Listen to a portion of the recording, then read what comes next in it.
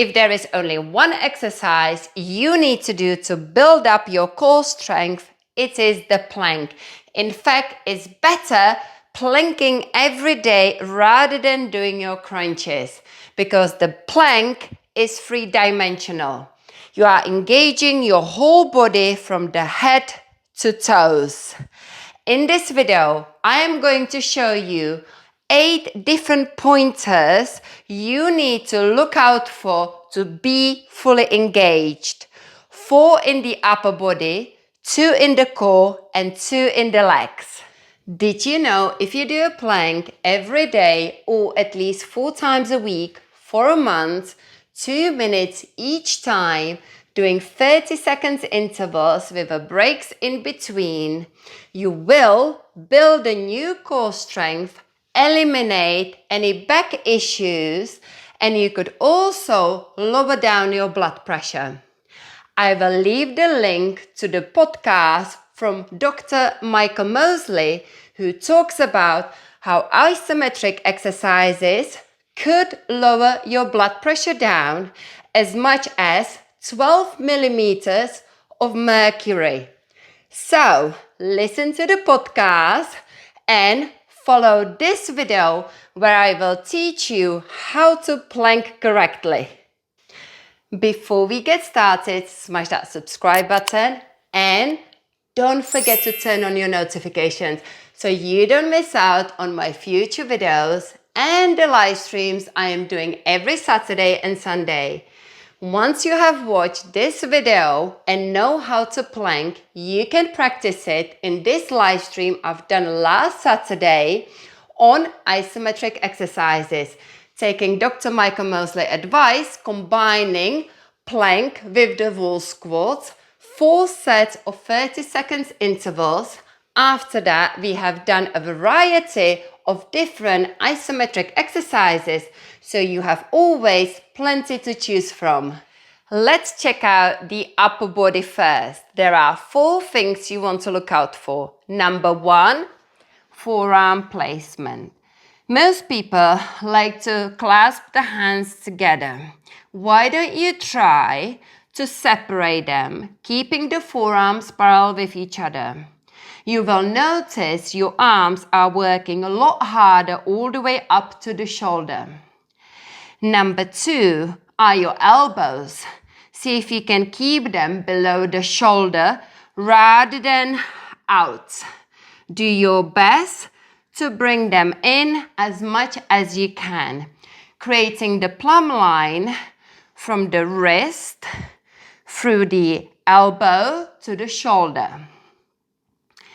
Once you've got your forearms organized, then you can focus on pushing them down into the floor, lifting the upper back, separating the shoulder blades apart, creating a cat in your upper back. This is called protraction, rather than sinking the chest down. So pushing the floor away to rise. The last point is the crown of the head. People like to dangle the head down. We want to engage every single part of the muscle, including the neck. So keep the neck nice and long. Gaze is down to the floor. The top of the crown is drawing forward, rather than keeping the head up or down. Maintain that long, neutral neck. Keep pushing the floor away, and you will notice your upper body is super engaged. I am already feeling it now, and I'm not focusing on the core yet. Let's check out the core engagement. I am going to show you 3 different core positions, and you're going to try to see which one I will be working the hardest.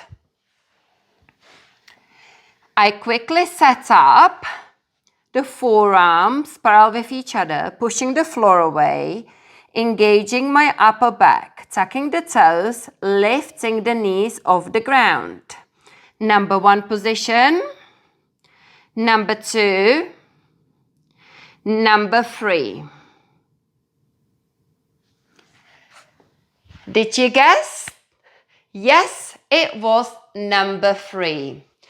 It's a place where I put my pelvis into posterior pelvic tilt. When I look around in a gym, people tend to always sink the hips down. And this is no good because even though you are pulling the belly up, you are not fully engaged. So we want to avoid that anterior pelvic tilt. What about the neutral? When you keep the hips in line and draw the belly up. That can be all good, but it's hard to maintain it. And if you then now take it into the posterior pelvic tilt, tucking the tailbone under, squeezing the buttocks even more, drawing the ribs towards the hips, you are going to work and feel your core working so much harder. Pushing the floor away, engaging the upper body, tucking the tailbone, and maintaining the connection of your ribs coming to the hips or the other way around. Finding that posterior pelvic tilt can be challenging for some of you. The best way to practice it is on all fours. Think about your neutral spine at the moment. If I relax my belly, stick the tailbone out, creating a cow in my lower back, I am in the anterior pelvic tilt, which we do want to avoid all the time. Then we've got the neutral. And from here, we're going to find the posterior pelvic tilt. To do that, you need to squeeze the buttocks, tuck the tailbone, and pull the belly up towards the spine. And you can see my lower back is now flat. My hips draw close to the ribs. I call this stitching in, engaging the core and maintaining the stitch. So now if I go back to neutral, then I inhale, exhale, engage. And you can just practice this all the time. In fact, if you take it into 10-20 reps, you get excellent pelvic floor and core workouts. Inhale, relax, exhale, engage. Every time in the classes, I need to adjust someone in their plank. It's always the hips and the tilt. So I lift their hips up higher and then put the pelvis into posterior pelvic tilt, and suddenly they always say, oh my God, this is so much stronger. As well as sinking the hips down, you could also be lifting them too high. So it can be tricky to find out fine, correct hip placement. So if your hips are too high, see if you can bring the shoulders forward to place them above the elbows. Maybe step out with the toes to basically make the plank a little bit longer. And then suddenly you notice your hips are a lot lower. Then make sure you find that neutral position, tuck the tail, squeeze the buttocks, draw the belly up, then push the floor away, engage your upper body, the core and the legs, which we will talk about next. As I've mentioned already, the plank engages the whole body from head to toes. We've already looked at the upper body, the core, now the lower body. Setting it all up And you can see my knees are sinking and the legs are not fully engaged. If I pull my kneecaps up, my legs straight away will lift. I am noticing the quadriceps are engaging, the hamstrings. One more thing, we need to engage the calves. When you draw the heels back, you're gonna feel it in your calves as well. So now I am in this plank. My arms are parallel with each other. Elbows below the shoulders. I'm pushing the floor away. The core is in little tuck, posterior pelvic tilt, drawing the hips towards the ribs.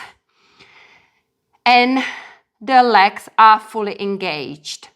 The kneecaps are lifted.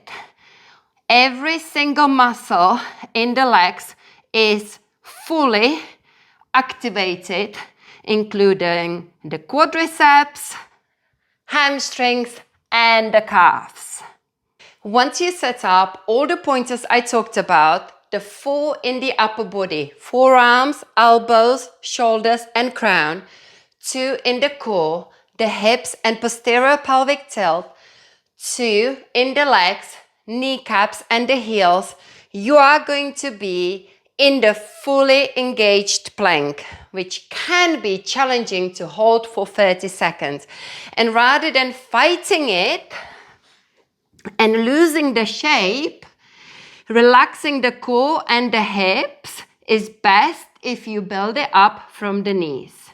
In fact, to set up a good strong plank, you always want to start from the knees, because then you can organize your forearms, activate your upper body. When you are coming into the full plank, all you need to do is to tuck the toes, lift the knees. Find a posterior pelvic tilt, engage the legs, activate and engage the upper body, and here you are again. However, if you are staying down on the knees, you can just keep the toes flat again, engage the core, tuck the tailbone, squeeze the buttocks, engage your upper body, and here you are going to work super hard, and it's better to build up the core muscle memory of that posterior pelvic tilt on your knees, so then when you are ready to progress it into the full plank, you are going to be able to maintain it for the time you are working on. I hope you have enjoyed learning about the 8 points of engagement. So now you have completely new, fully engaged plank, and you can start your journey of building the core strength by doing the plank every day. Working the body in stillness and therefore doing the isometric exercises, it's going to build a new muscle you are looking for, and it will challenge you. If you like the idea, remember to check out the video with the plank and wall squats I've already talked about and the isometric playlist. Click the like button, subscribe to me, and I look forward to seeing you soon.